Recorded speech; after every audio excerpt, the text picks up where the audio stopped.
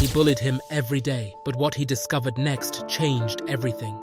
Liam was the school's star athlete and most notorious bully. Tall and muscular, he ruled the hallways with an iron fist, picking on anyone who dared cross his path. His favorite target was Ethan, a small, quiet boy with glasses. Ethan's life was a daily struggle of avoiding Liam's torment, which only seemed to escalate over time. One day, the bullying took a dangerous turn. During a heated confrontation, Liam shoved Ethan hard enough to send him crashing into a locker. The impact was severe, and Ethan crumpled to the ground, unconscious. The hallway fell silent as teachers rushed to Ethan's aid, and he was quickly taken to the hospital. The next day, the principal, Mr. Johnson, summoned Liam to his office. "Liam, your actions have serious consequences," Mr. Johnson said. "Ethan is in the hospital with a concussion. As punishment, you will perform community service at the hospital for children." Liam was furious but had no choice but to comply. His first day at the hospital was spent pushing a cart of books from room to room.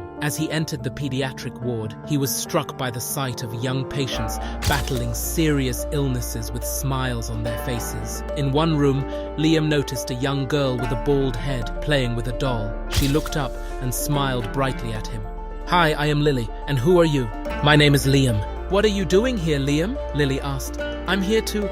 "Well, it's a long story," he said, feeling awkward. Lily's smile widened. "I'm here for treatment, and my brother, who means the world to me, is also here recovering from an injury." "How did your brother get hurt?" he asked softly. "He had an accident," Lily said, "but he's really brave." As the days passed, Liam continued his community service, spending more time with Lily. She told him stories about her brother's bravery and resilience, and Liam began to admire this boy who faced so much. He admired the boy's strength and kindness, feeling a growing respect for someone he hadn't even met. One afternoon, Liam gathered the courage to visit the brother Lily had spoken so much about. He stood at the door, feeling more nervous than he had ever felt before. "Can I come in?" he asked quietly. The boy in the bed looked up in surprise. "Liam?" Liam froze, his eyes widening as he recognized Ethan. "Ethan? You're Lily's brother?" He was stunned, his mind racing with the realization. Ethan nodded slowly, equally shocked. "Yes, Lily's my sister." Liam couldn't bear the weight of his guilt any longer. Without another word, he turned and ran out of the room, his heart pounding in his chest. He didn't know where to go or what to do. All he knew was that he had to get away. As he stumbled into the hallway, he nearly collided with Lily, who was coming to visit her brother. "Liam, what's wrong?" she asked, her face full of concern. Liam stopped, breathing heavily, tears welling up in his eyes. "I can't do this, Lily. I'm the one who hurt Ethan. I'm the reason he's here. I've been such a terrible person, and I don't know how to make it right." Lily took Liam's hand and led him to a nearby bench. "Sit down, Liam," she said gently. "You can run away from this, or you choose to face it." Liam sat down, his head in his hands. "I don't know how, Lily. I don't know what to say." Lily looked at him with kindness and understanding. "Liam, let me tell you a story. Imagine you're holding a jar of honey. If you drop it, it shatters and spills everywhere. You can't just say sorry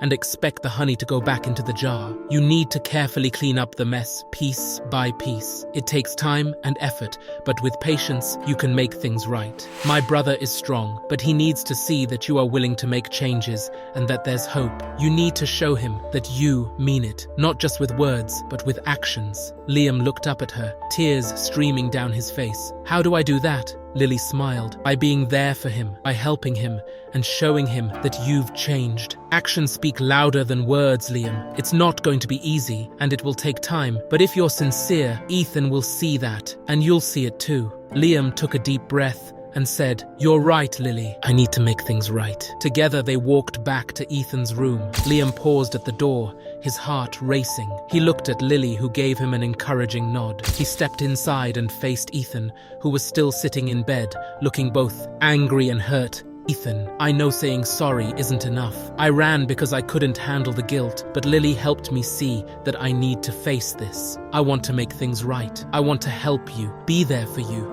and show you that I want to change." From that day on, Liam dedicated himself to proving his sincerity. He continued his community service with renewed purpose, always finding ways to help Ethan and support Lily. He organized fundraisers, volunteered for more activities, and spent countless hours learning about empathy, kindness, and the power of positive actions. They started working on school projects together, and Liam helped Ethan with his physical therapy. As they spent more time together, trust began to build. One afternoon, while helping Ethan with his exercises, Liam said, "I never realized how much strength it takes to go through what you have. I really admire you, Ethan." "Thanks, Liam. It means a lot to hear that." Years later, as they graduated high school, Liam and Ethan stood side by side, no longer as adversaries but as best friends who had been through a transformative journey together. Their bond, forged through hardship and redemption, became an inspiration to everyone who knew their story. One day after graduation, Liam received a letter in the mail.